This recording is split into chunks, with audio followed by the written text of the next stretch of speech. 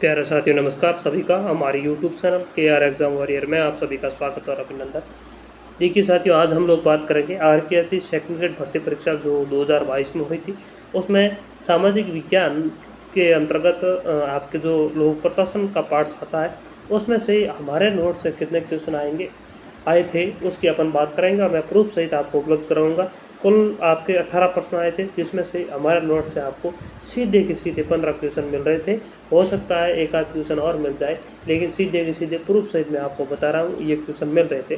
तो देखिए, नोट्स की अगर अपन बात करें तो सिर्फ और 68 पेज में ही ये नोट्स है, और इनमें से अगर आपको 15 क्वेश्चन मिल रहे हैं तो एक बहुत बड़ी बात है, क्योंकि आप बड़े बड़े पोथे पढ़ोगे और उनमें से भी 15% मिलने की संभावना बहुत कम रहती है। तो मैं प्रूफ सहित आपको बता रहा हूँ, अगर आप नोट्स खरीदना चाहते हैं तो ले सकते हैं। बहुत कम MRP है, 299 रुपये में संपूर्ण सामाजिक विज्ञान के नोट्स उपलब्ध है। तो यहाँ पर आप देखिए क्वेश्चन क्या पूछेंगे, प्रूफ में आपको बता रहा हूँ। देखिए, राजस्थान जन सूचना पोर्टल का प्रारंभ किया गया, ये क्वेश्चन पूछा गया था। तो ये क्वेश्चन कुल मिलाकर देखा जाए तो करंट से संबंधित था, तो इसलिए नोट्स में हमने स्पष्ट रूप से नहीं लिखा था। तो यह आपके अपन बात करें तो कहीं से भी आप इसका सही उत्तर कर सकते थे। इसका सही उत्तर 2019 था। तो अगर आप इतने पढ़े, अगर सेकंड ग्रेड की तैयारी कर रहे थे तो ये क्वेश्चन कोई कठिन था नहीं। दूसरी देखिए, ओडुस्मैन नामक संस्था की स्थापना सर्वप्रथम 1809 में हुई थी। देखिए ये कहाँ पर हुई थी ये पूछा गया, तो ये स्वीडन में हुई थी। और यहाँ पर आप देखिए प्रूफ दिया गया है, हमने दिया कि दुनिया में सबसे पहले ओडुस्मैन की नियुक्ति करने वाला स्वीडन था और 1809 में ओडुस्मैन का गठन किया गया। तो ये आप देख सकते हैं। दूसरा देखिए, संसद में लोकपाल विधेयक प्रथम बार कब पेश किया गया, तो 1968 में पेश किया गया। और ये आपके यहाँ पर हमने स्पष्ट रूप से आपको लिखा है। यहाँ पर आप देखिए कि ARC में लोकायुक्त की बात होगी। फिर देखिए, संसद में सर्वप्रथम लोकपाल बिल 1968 में शांति भूषण द्वारा प्रस्तुत किया गया। अगला क्वेश्चन था, सूचना का अधिकार अधिनियम 2005 की किस धारा में सूचना को प्रकट से छूट दी गई, यानी छूट की बात कर रहा है। तो देखिए, न की जाने वाली सूचना यानी न दी जाने वाली सूचना धारा 8(1) में इस पर रूप से लिखा गया है। यह एक बेहतरीन क्वेश्चन था, हर जगह नहीं मिल रहा था और हमारे नोट्स में स्पष्ट रूप से लिखा हुआ है। यहाँ पर देखिए, आगे देखिए, द्वितीय प्रशासनिक सुधार आयोग की 12वीं रिपोर्ट का शीर्षक क्या था। और यहाँ पर देखिए, हमने 15 रिपोर्ट लिखी थी, तो ये तो आपको याद करनी ही होगी। और 12वीं देखिए, नागरिक केंद्रित प्रशासन। प्रथम प्रशासनिक सुधार आयोग ने कितने प्रतिवेदन प्रस्तुत किए, ये तो आसान क्वेश्चन था, फिर भी देखा जाए तो नोट्स में उपलब्ध था 20। अगला देखिए, ये क्वेश्चन बहुत अच्छा था और लगभग अपन कहें तो कठिन क्वेश्चन था, फिर भी हमारे नोट्स में लिखा हुआ था कि फ्रांसिस लिकर्ट के अनुसार निम्न में से कौन सी प्रबंधकीय प्रणाली सर्वोत्तम है। इनकी 4 प्रणालियाँ हैं कुल। हो सकता है अगली बार ऐसा भी क्वेश्चन आ जाए तो कौन से नहीं है इनमें से, तो 4 ही हैं, लेकिन कौन सी सबसे श्रेष्ठ है तो ये सब भागी है। यहाँ पर देखिए, सर्वश्रेष्ठ प्रभावशाली प्रणाली है। और यह इस बार नया टॉपिक जोड़ा गया था। तो देखिए, इसलिए हमारे पास ये जो नोट्स थे, मैंने जो नए टॉपिक थे उनके नए बनाए हुए थे, तो उनमें से भी जो भी बनाए उनमें से क्वेश्चन सीधे के सीधे मिल गए थे परीक्षा में।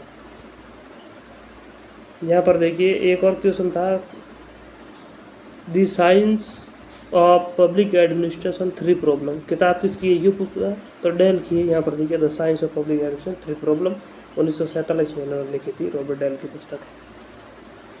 निम्नलिखित विधानों में किसी एक ने प्रशासन के सिद्धांतों को मिथक और कहावतें का, तो ये क्वेश्चन देखिए कहावतें का, यह आपके नोट्स में स्पष्ट रूप से मिल जाएगा। मैंने अंतिम लाइन उठाई थी, साइमन का है कथन, तो ये अंतिम पैरा ही उठाया गया, बाकी आपके नोट्स में स्पष्ट रूप से लिखा हुआ है साइमन के द्वारा।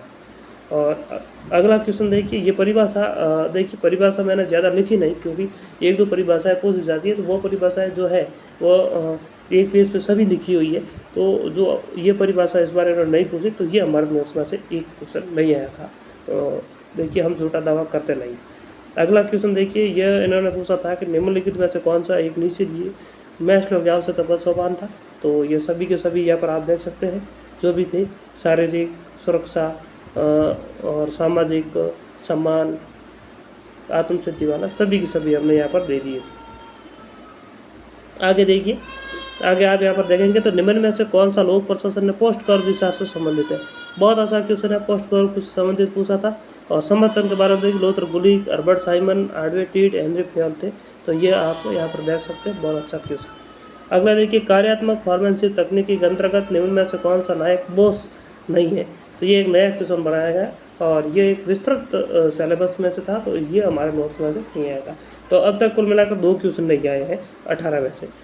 यह देखिए, निम्न में से कौन सा औपचारिक संचार नेटवर्क का सबसे केंद्रीकृत प्रकार है। यह भी एक नया क्वेश्चन था, यह अभी हमारा नोट्स में से नहीं आया।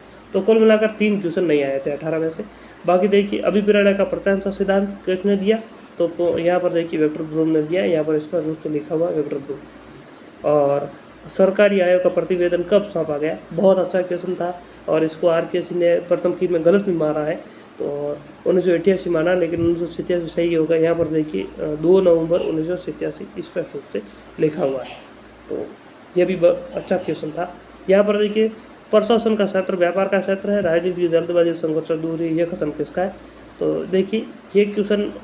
और अगला क्वेश्चन था, संतानन कमेटी की नियुक्ति किस समस्या को रोकने के लिए की गई, तो भ्रष्टाचार के। यहाँ पर के संतानन की यहाँ पर देख सकते हैं आप नियुक्ति के बारे में, भ्रष्टाचार यहाँ पर लिखा हुआ आप देख सकते हैं स्पष्ट रूप से।